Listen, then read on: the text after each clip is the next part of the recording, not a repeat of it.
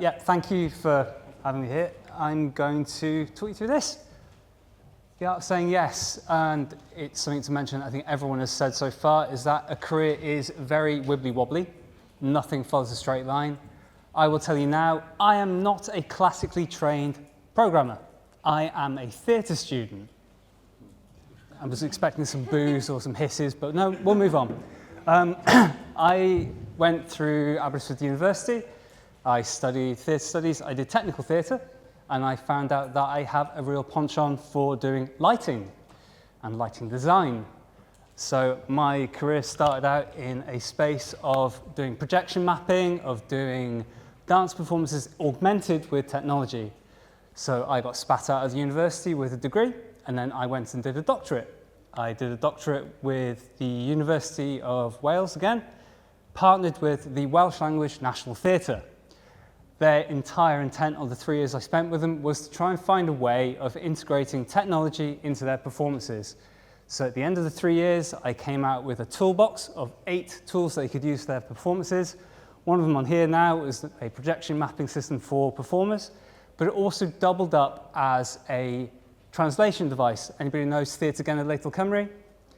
They do Welsh language performances, and they want to be able to translate in real time what people are saying on stage. So this was a way of doing it. It tracks people on stage and puts speech bubbles above their heads. Now I've missed out a massive chunk of who I work for currently. So I work for a company called And Digital. Not all the projects I'm going to be showing here are from And Digital's catalogue. They're from something I can show you. The work I do day to day is under NDA for non-disclosures. So please bear with me. I can give you the stories and scenarios from behind it. Lovely. So as I said, I got spat out of university off the back of doing the undergrad and doctorate. But what kind of set me on my path was, again, like this real interest in technology and lighting. And I've got some examples here. So my tutor at the time, he showed me a video that really sparked my interest in all the work I currently do. This is a project called Volume by United Visual Artists. They are an artist collective in London. They've got projects that have gone all around the world based on this sort of system. These are reactive LED columns that respond to you as you move around the space. It is a phenomenal thing to go and see. I can honestly tell you, it blew my mind the first time I saw it. This was back in 2006. It shows how old I am. I am over 40. Please don't hold that against me again. I'm a dinosaur, apparently, according to my daughter. Moving on. Lovely. Cool. And if I go back to the slides. So, after finishing all that work in uni and after the doctorate, I was in a bit of a space of not knowing what to do next. And I said, well, I'm going to try something. I'm going to go and apply for a job in Bristol. I grew up in the middle of Wales, in West Wales, Mid-West Wales for the previous speaker, so Aberystwyth, all that area, as far away from anywhere as you could possibly get, which is a good thing.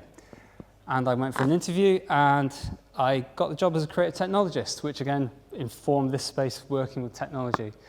Now, the embarrassing thing and the good thing is that I was asked in the interview, what is your favorite piece of digital art or digital bit of work you have seen in your life?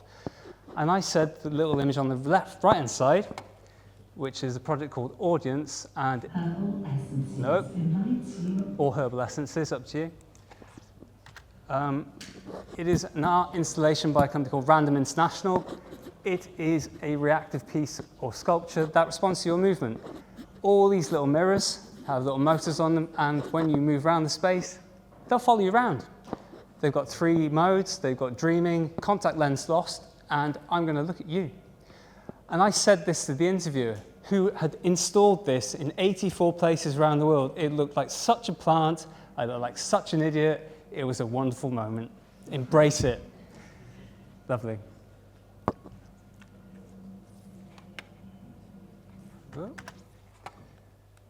Cool. So I'm going to talk you through a few projects that I've done in my career, just to kind of give you a flavour. And as Jack said, I am a tech lead. I'm also a principal engineer. And so I work in the cloud space or DevOps or infrastructure, and I help industry or companies essentially build up their infrastructure for their projects. Not to say I haven't worked in all other areas of the digital industry. I've been a games dev, which is amazing amounts of fun. I've built my own game engine for a client. I've worked as a mobile engineer, working on mobile apps, and I can show you them afterwards. I've worked as a computer vision specialist, all across the spectrum. And I think one thing I want to put across now, all the skills in all aspects of technology are transferable. If you can do one thing in one space, you can program in one language, you can program in most of them. I'm a polyglot. I can program in the majority of languages fairly comfortably. I try not to touch Java because it's Java, but again, it's a very nerdy joke, so bear with me. Lovely. So this project, this was the first project I did out of university and out of the doctorate, and it was for a project called the Playable City. I'm just checking on time. How long are we good? We good? Oh, God, that's a lot of time. First project for a Playable City, it was to embed technology into street furniture and to make an art installation around it. Wonderful project dreamt up by a group called Chomko and Rosier. And what they wanted to do was to give memory to streetlights. Now that is an incredible saying in and of itself. And we worked with them for 3 months to essentially hack a lamppost. It's again one of my career highlights is that I was able to make a BBC presenter run round in circles. Great. You can see on the left-hand side, there's a little image of my rug and of a streetlight and all the technology we crammed into it. 3 months of hard graft, figuring out how to get all this stuff in there, not to overheat, not to explode. One exploded. And how to make it all work remotely. These were installed across Bristol, and over the 3 months that they were there, they captured, and I'll show you a video from it, and played back over 200,000 shadows. So essentially the principle was you'd walk under the lamppost, it would record you, the next person that came along, it would play back your shadow to that person, and vice keeps going and going and going. It would hold up to 15 people's shadows in one go, and we put a little bug in there that I think it was every 2 hours, that it would then show everyone's shadows at one time. And there's this wonderful kind of dance of people moving around. If you can see just like people's shadows kind of playing back, it's incredible. And you'd be surprised how many people will engage with artworks like this and roll on the floor of a dirty floor in the middle of a city. It is wonderful. Great.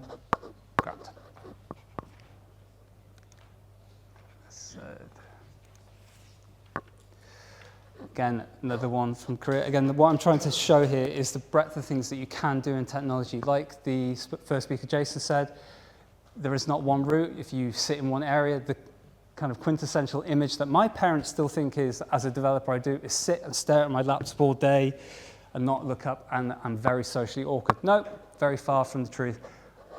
Doing this job, I've got to go to some amazing places. I've been to Brazil, I've been to Japan. By the way, this is not me gloating, this is just genuinely what has happened for me for my career. And comes back to some of the principles. I've been to Nigeria, been to Australia, installing and being part of these wonderful projects, been talking to people, giving talks like this. I've been to Leeds as well, which isn't a great place to go to. Lovely. Again, I got invited out to Japan to work on a motion capture system again. Just on the art of me going, yeah, I'll give it a go. Because a lot of the work going into this is I didn't know what I was doing. Not a clue. I had to make things up on the go, and it was a wonderful thing to be able to go, right, I'm going to immerse myself in all of this, I'm going to make it happen. So I spent 3 weeks doing motion capture. And again, the breadth of working with people outside of my expertise was just great. Mobile apps, again, worked on a mobile app for another artist collective who wanted to essentially record love songs from all around Europe and have a way of making them available to everyone that could go to them. Any bit of geocaching or geolocation? Good, lovely, lovely stuff. Essentially, a geolocation app or geocaching app, you go around, you find a little beacon, and on the map you have a little compass, no other map, no directions, no way of finding it, just a dot, a compass, you have to walk and find it. If you come within 200 meters, the app would then start singing to you of all these love songs, and there's a load of integrations in the background. Doing mobile dev is one of the most frightening things you can do. I will tell you that now, because it is impossible to get anything through the App Store. If anybody ever goes to or has worked in this industry, the Apple App Store is the most horrendous place to submit anything, and they will find any excuse to not let your app through. Bear that in mind. Lovely. How are we doing for time? Good, no, 10 minutes. Lovely. Again, another example. Again, I would love to show you more of the work I do, and a lot of it's heavily NDA'd, but I can show you this is from another company.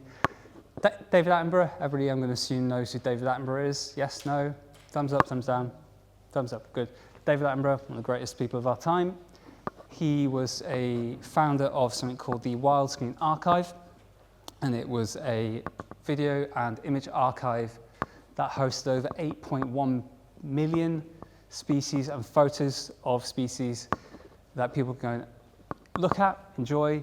It got taken offline about 2019, and the company I was at previously got tasked with rejuvenating it, bringing it back from the dead.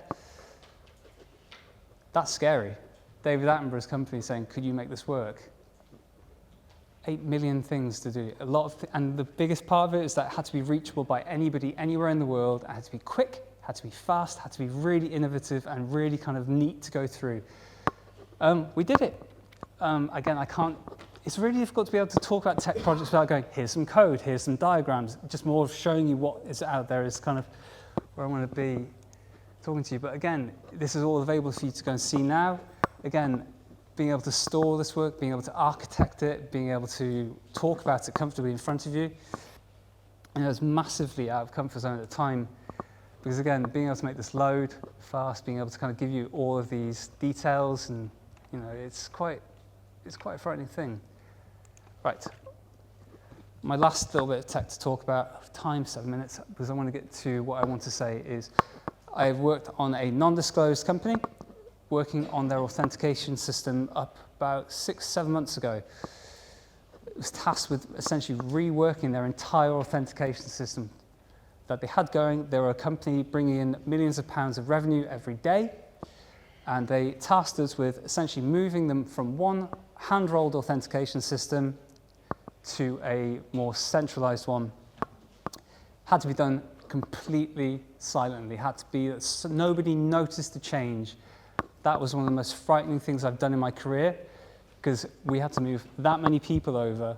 It doesn't seem like a lot, but when their passwords, when all their PII data is all associated with it, it is very frightening. The process took 6 hours to run. It was a 1.5 years worth of work to get it to that point. There was no room for error. If we messed up, we would have to send out a lot of emails to people saying, could you please change your password? We made a mistake. So good stuff. Lovely. So what I wanted to kind of show in the next 6 minutes is what has helped me throughout my career. So 4 principles. You don't need a plan, you just need principles. And this is not me saying these are what you should follow, but these are the things that have helped me get to where I am currently. Don't specialize too soon. I've seen so many engineers, so many people in the tech world say, I am only a front-end developer, I am only a DevOps engineer. You are limiting yourself, and you will take yourself out of the job market. Being able to go broad is a superpower. Where people are specialists, it's quite hard. You don't have the scope to go wider. Always say yes. In all the examples I've given today, I said yes, just on the fact that, why not? What can go wrong? Well, a lot can go wrong, but just go and try it.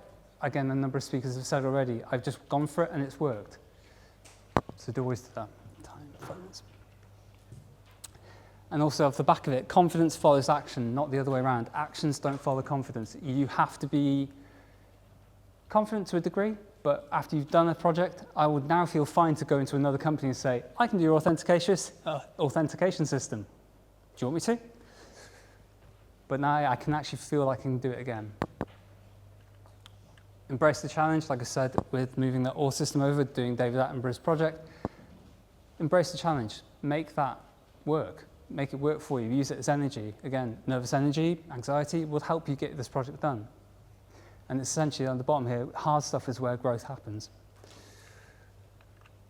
And never stop learning is a huge thing. Again, every single day I am challenged by something in my industry. Again, I am working on another client I can't talk about, with another company trying to figure out how to integrate with them using a completely different protocol I've not touched for 10 years.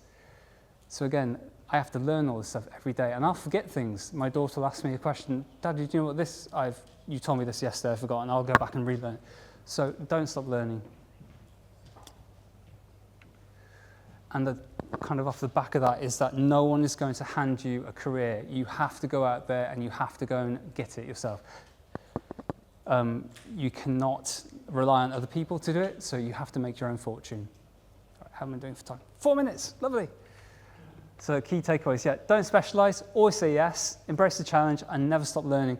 If you want to get into tech, go and do it. That's my greatest bit of advice I can give you. 4 minutes, done. Any questions?